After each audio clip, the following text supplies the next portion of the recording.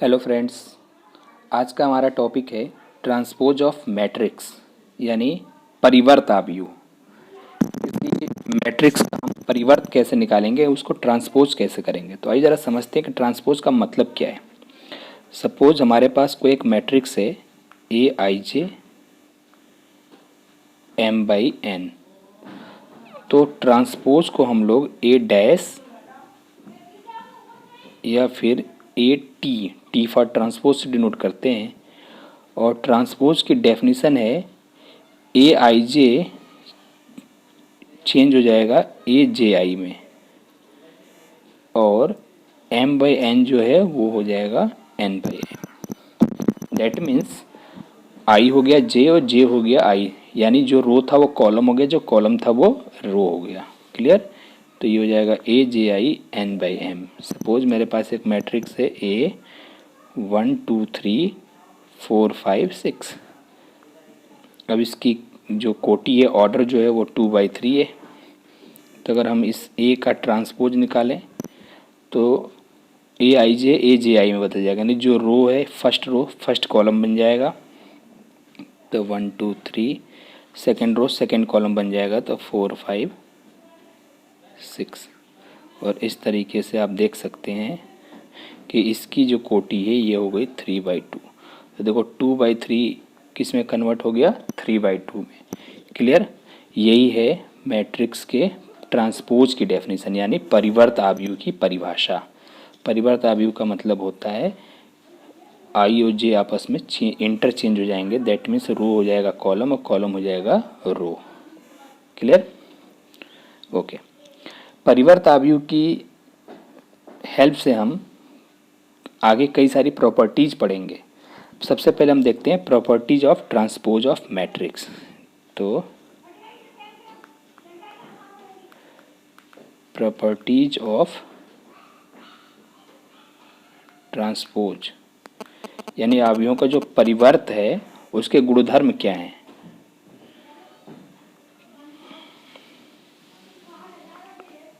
परिवर्त आव्यूह के गुणधर्म, प्रॉपर्टीज। तो सबसे पहली जो प्रॉपर्टी है वो है कि अगर हम किसी मैट्रिक्स के ट्रांसपोज का ट्रांसपोज यानी परिवर्त का परिवर्त निकालें, यानी ए डैश का डैश करें, तो वो ए हो जाता है। ये सबसे पहला प्रॉपर्टी है। हम इसको मैथमेटिकली प्रूफ कर सकते हैं। कैसे? कि भाई let A is equal to A I J M by N. हमने मान लिया कि हमारे पास एक मैट्रिक्स ए है जिसकी कोटि एम बाई एन है। तो ए का डैश क्या होगा? अब ए डैश के लिए हमने बता रखा है आई और जे आपस में चेंज हो जाएंगे, तो ए जे आई और M by N is changes to N by M. Clear? तो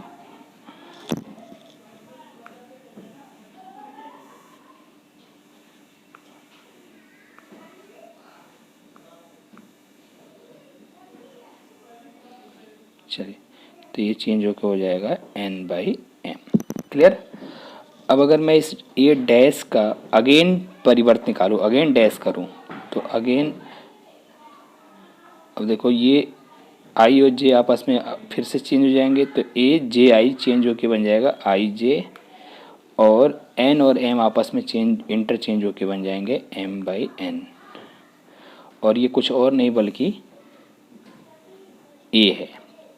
डेट में से किसके इक्वल आ गया? ए के। तो इस तरीके से हम कहेंगे कि ए डैश का डैश लौट के किसके इक्वल आएगा? ए के।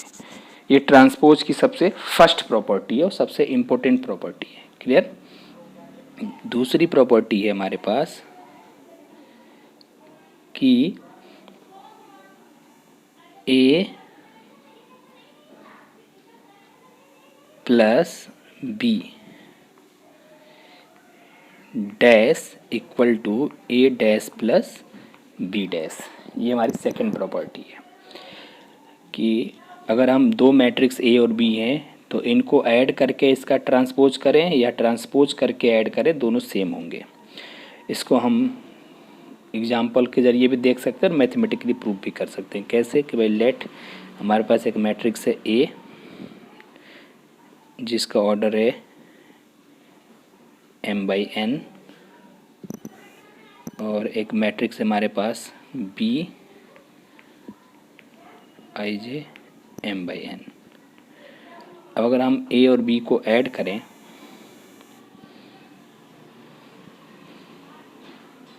a प्लस बी तो ये हो जाएगा aij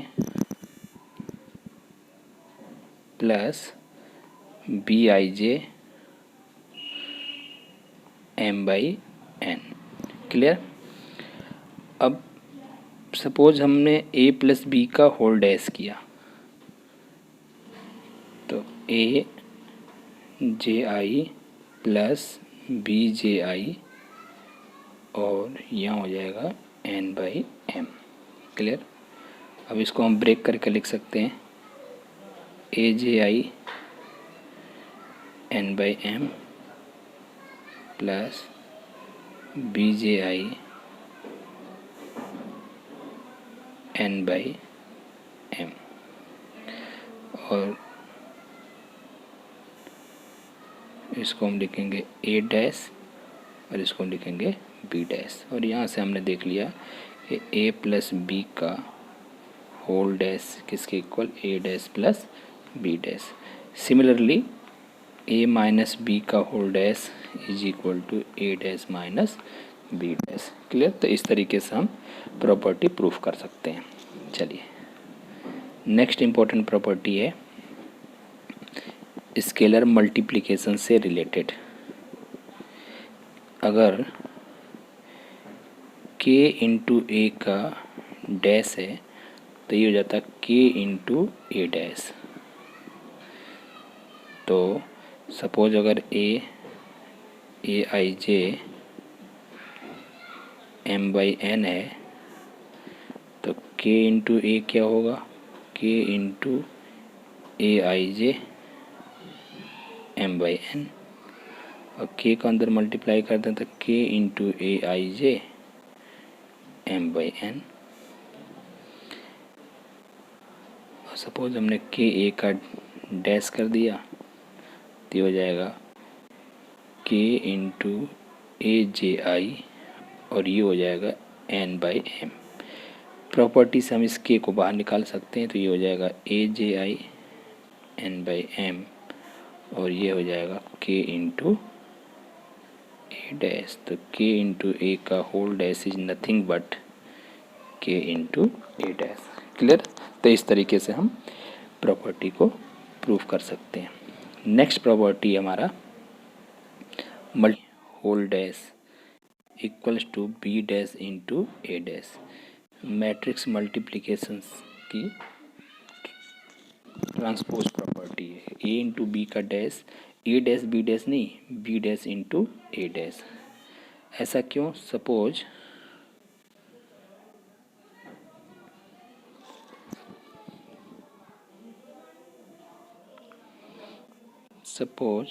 matrix A I J m/n and matrix B is Bij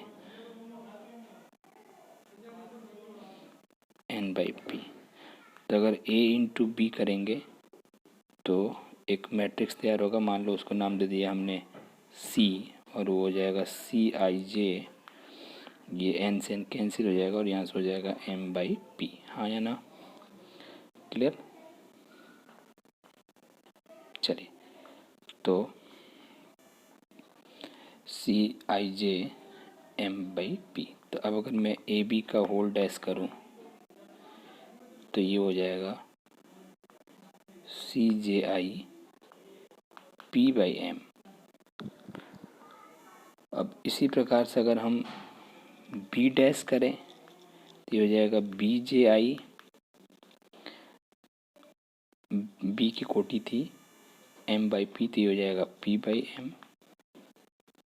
और इसी प्रकार से ए डैश हो जाएगा Aj और n/m। Sorry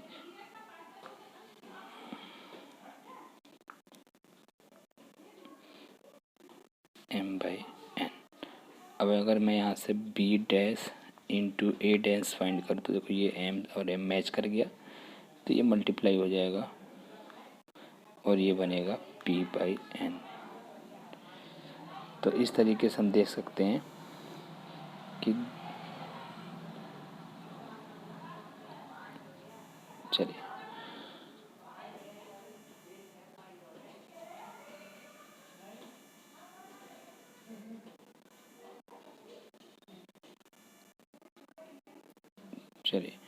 A I J,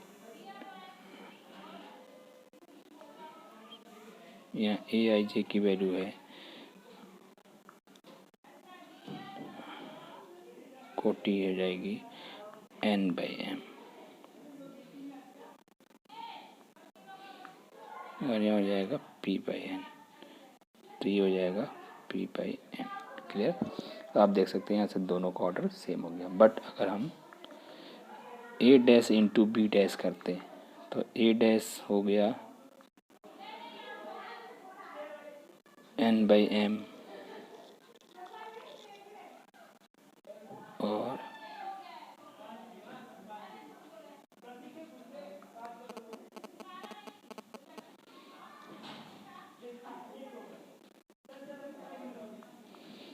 B dash है